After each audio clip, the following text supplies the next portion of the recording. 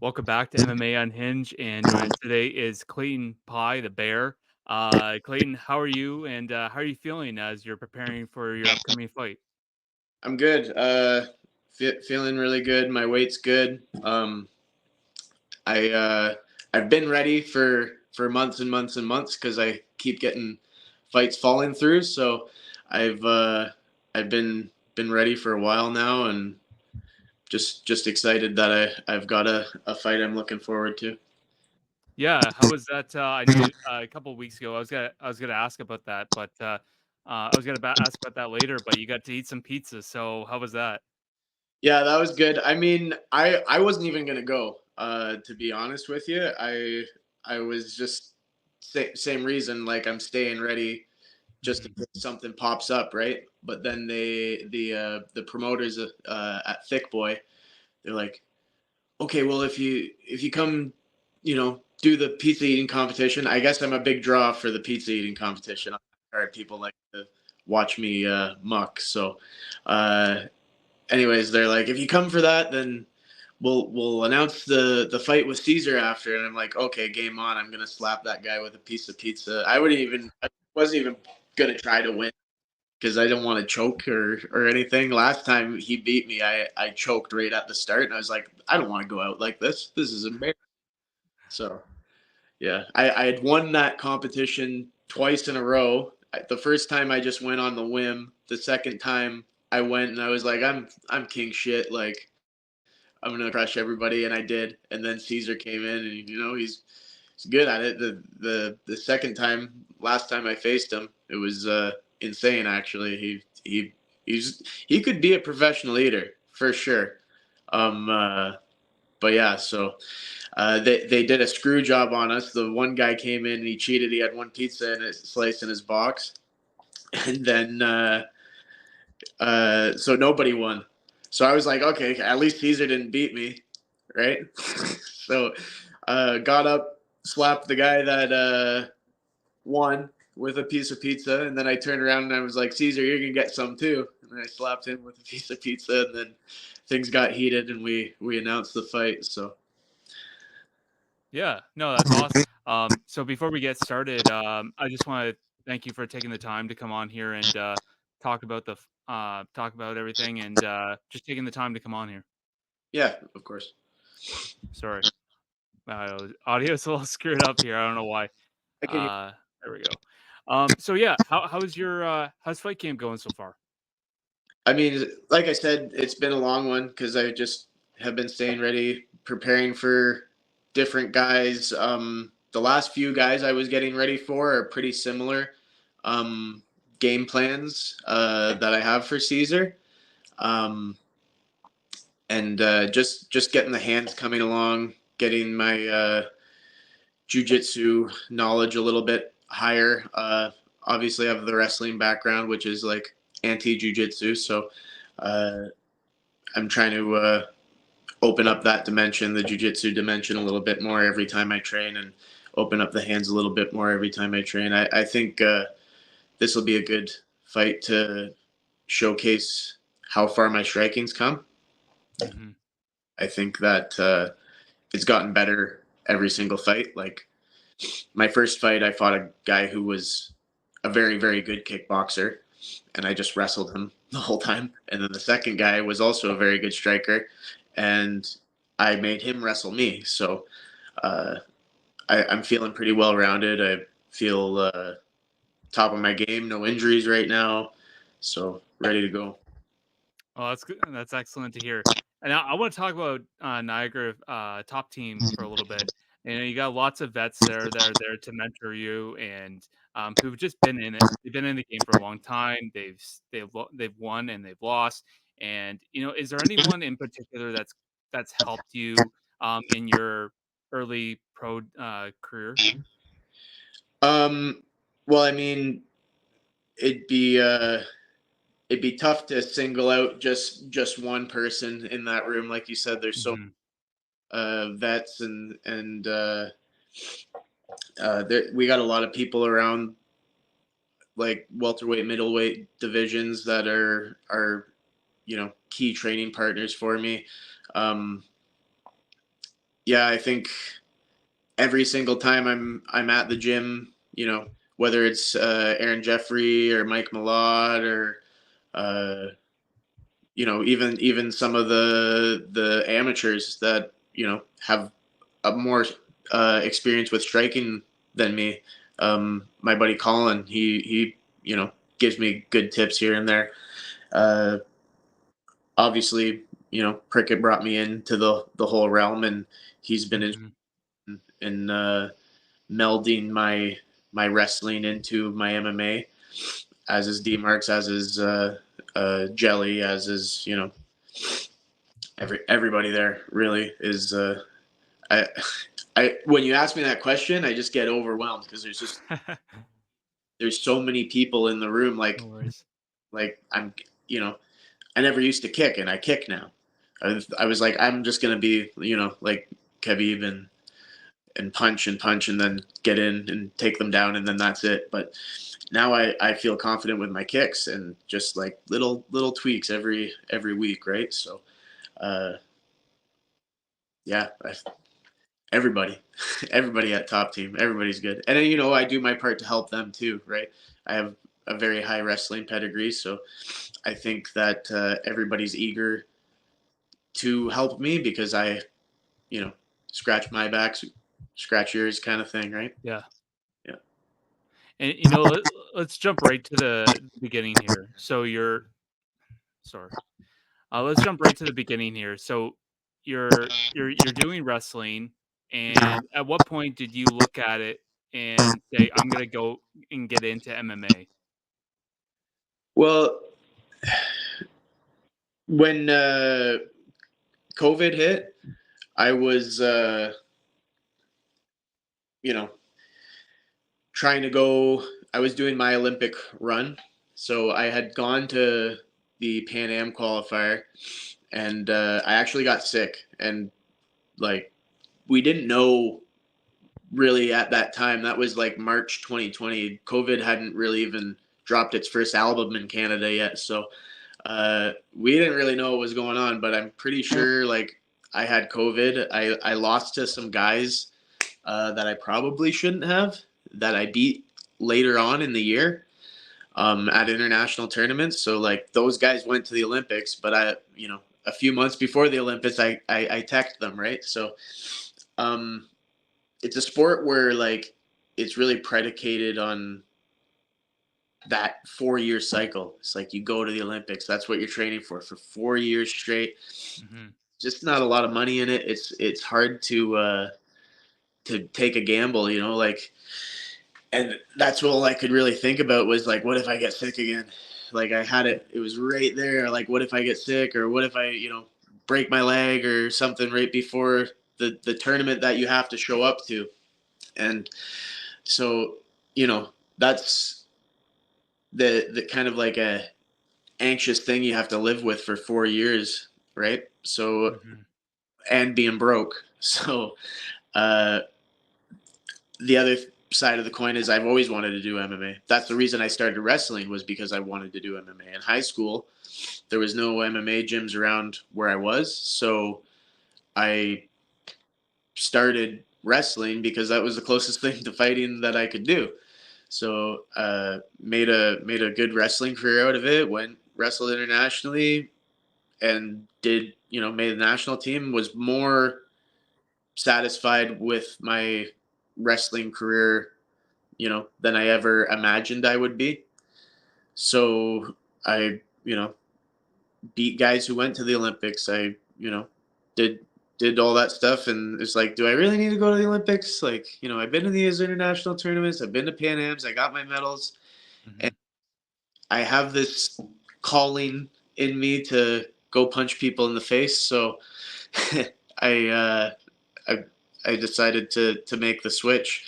And it helped that during COVID, none of the gyms that we normally wrestled in were open. So during COVID, I could get in some workouts at Niagara Top Team back when we were in the Red Dungeon, and just fell in love with it after that. It's like, wow, I can wrestle this guy, and if I'm having a hard time wrestling him, I can punch him in the face. This is great, right? I've been wanting to do that my whole wrestling career. So, um, yeah, and money. You know, it's not a lot, but it's more than I was getting with wrestling. So, Let's talk about the story about how you got the nickname the Bear. Was that you that picked that, or was it teammates, or what's the story behind that? uh, so that's like another two-parter. Just one day we were in we were out for a walk in the gorge in Niagara Falls there, and I kind of took off ahead in the trail, and I was with Aaron Jeffrey and Vlad Kozbikov, uh, and he's a crazy guy. He's just didn't know where I was, and he just like starts yelling bear. He's like, and I was like, yeah. And I was just like, knew right away he was like he meant me.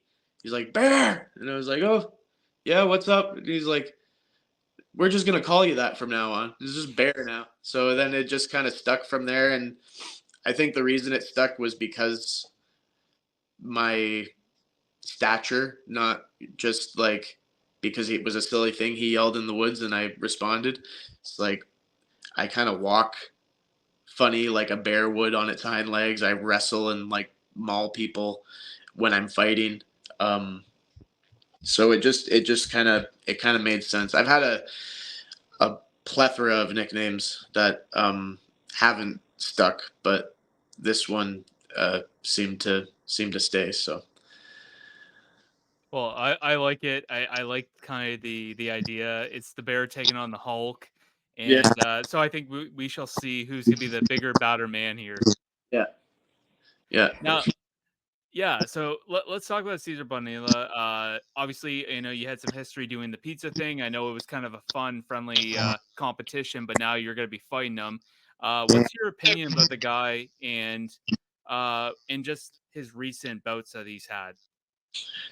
Um, I think he is, similar to me in a few ways. He's a specialist. He, you know, is a jujitsu guy, right? I'm a wrestler. There's no no hiding that. So I think he's a specialist, and I think I have the tools to shut down his specialty, and I think I have the tools now to stand with him and win up top. So, um, you know, other than that, he's all right. He based off of his last fights, I think I could see it going a lot like his fight at Unified, um, the first one, his debut, uh, and I think it will be a lot harder to hold me down than his last opponent. Uh, yeah, I think I've got him beat in most regards, based off of what I've seen. The one thing I'm not really sure about is what stance he is, because his first fight he came out orthodox, and then his second fight was all southpaw. So everything I see online is he's training southpaw, but he came out that one fight and just fought orthodox the whole time. So I'm like wondering, like, did he know what stance he was, or is he switching stances? And I feel like maybe it's too soon for him to be switching stances like that. It's his pro debut, not that smooth with it. Didn't really work out for him, but the fight he won, he was in southpaw. So And what would be like an ideal finish over a guy like Caesar? uh probably a TKO or a knockout. um I I'm pretty confident in my submissions as well.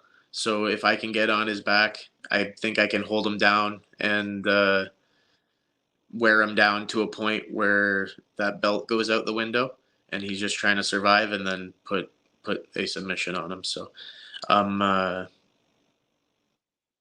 I think it'll be a battle on the feet, for the most part, and that's probably where it'll go.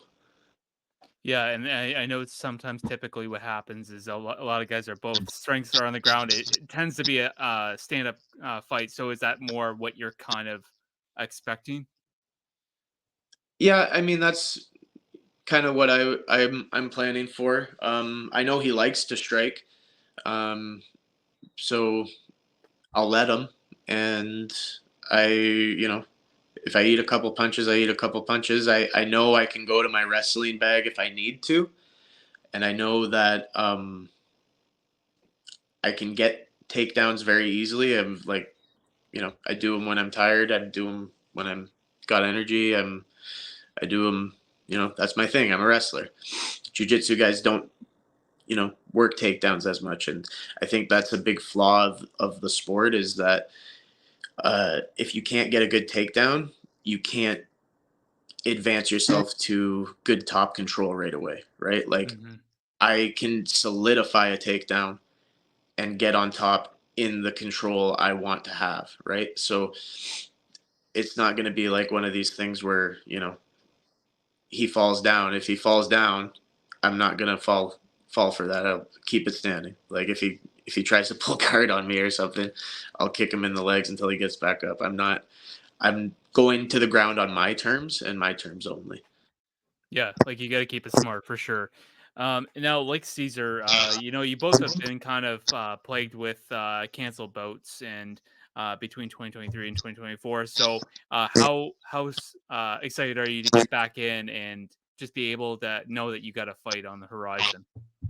I you know I'm very excited. I'm excited every time I'm told there's a fight, but I've been heartbroken a lot last year. So I mean we're more than halfway through the year. I haven't had a fight yet, right? So um, I'm cautiously optimistic until the doors close behind us.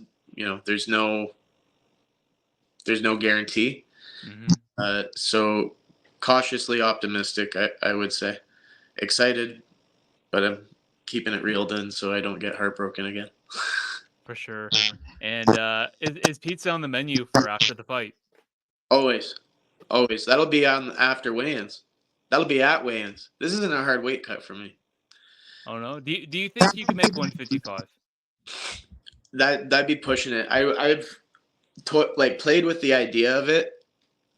Um, I could definitely make 165, no problem. Because whenever I make 170, it's like I feel like I could cut another 5 pounds if I had to. Um, but you know, that's another 10 pounds down. So I would have to diet very, very strictly. And I, I think it's possible. I don't know how I would feel the next day. Hmm. Um, and I don't know if it's a sustainable weight class for me, but I'd love to do more like catch weights. But nobody wants to catch weight a wrestler. 100%, 100%. And do you feel like you could share a slice of pizza with Caesar after this fight? Yeah. Yeah, of course. Yeah. I mean, like, I that's my other nickname, Pizza Pie, right? Like all you've seen of me is that alter ego is Pizza Pie, fun, loving guy, likes eating, whatever. But it's not going to be Pizza Pie in there, right? I've always been friendly with my opponents afterwards. It's a different setting, right? But the cage, that's where the bear is, right? So Hmm. And if people go on your social media, it's well known that you have the passion for the birds and whatnot. Can you kind of talk a little bit about what you do with those birds and how you got started with that? well, it wasn't even really my my thing. Honestly, it was my stepmom. Uh, she was mowing the lawn, and this is not where I live. It's back home in Ingersoll. I'm in Thorold in Niagara, obviously. But she was mowing the lawn. And she found this baby hummingbird on the ground, and didn't know what to do. We called a bunch of experts, and they're like, "Yeah, it's as good as dead." But we tried. We brought it in, and it survived the night. And we were feeding it and trying to teach it to do stuff. And they're birds that learn by watching other birds. So here I am being you know big idiot, pretending I'm a little hummingbird in the bathroom with it, tweezers in my mouth, trying to eat this flower because she wasn't getting nectar from the flowers. And she's so dumb, she believed me that it was bird. And then she started eating from the flowers. So we were able to train her kind of to fly and all this stuff. And all the experts we talked to were like, like, it's incredible that you guys were able to get her past the first night, because typically a hummingbird, you bring them inside, they just die of shock. So, and the fact that we were able to synthesize a something that she could eat, we like ground up bugs and sugar and raspberries and all this stuff and fed it to her.